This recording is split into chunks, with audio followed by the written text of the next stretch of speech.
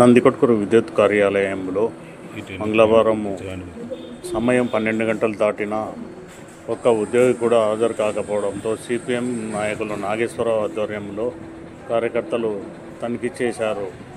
జగనన్న కాలనీలో విద్యుత్ లో వోల్టేజ్ వలన టీవీలు, ఫ్యాన్లు కాలిపోతున్న ఈ విషయంపై అధికారులతో మాట్లాడేందుకు వచ్చిన ఆఫీసులో ఎవరు లేరని, ఉన్నతాధికారులు వీరిపై తగిన చర్యలు తీసుకోవాలని ఆయన డిమాండ్ చేశారు.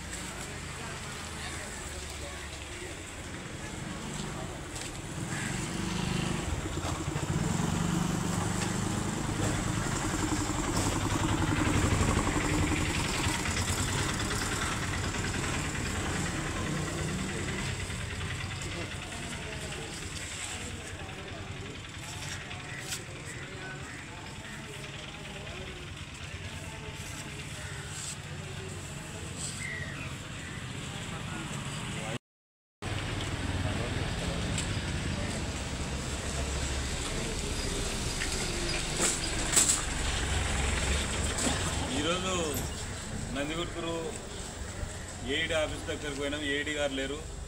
ఇక్కడ ఏఈ ఆఫీసు దగ్గరికి వచ్చినాం, విద్యుత్ కార్యాలయం దగ్గరికి. ఇక్కడ కూడా అధికారులు ఎవరు లేరు. 12 గంటలు అవుతుంది.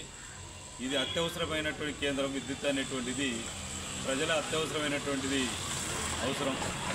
జగనన్న కాలనీలో కరెంటు సమయమైనటువంటి అప్ అండ్ డౌన్ అవుతుంది.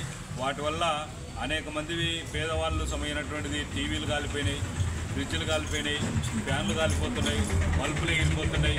ఆ రకంగా పేదలకు సంబంధించినటువంటిది కాయకష్టం చేసుకొని బల్బులు వేసుకుంటే రోజుగా కాలిపోతున్నాయి.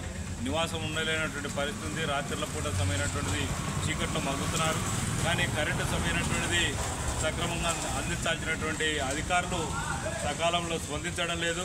ఫోన్ చేసి ఎత్తేటువంటి పరిస్థితి లేదు విద్యుత్ అధికారులు సమయమైనటువంటిది.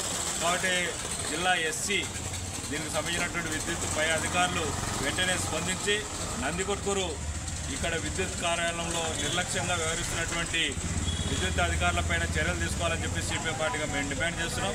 జగనన్న కాలనీలో అప్ అండ్ డౌన్ వల్ల అక్కడ ట్రాన్స్ఫారం కూడా కాలిపోయే అవకాశం ఉంది.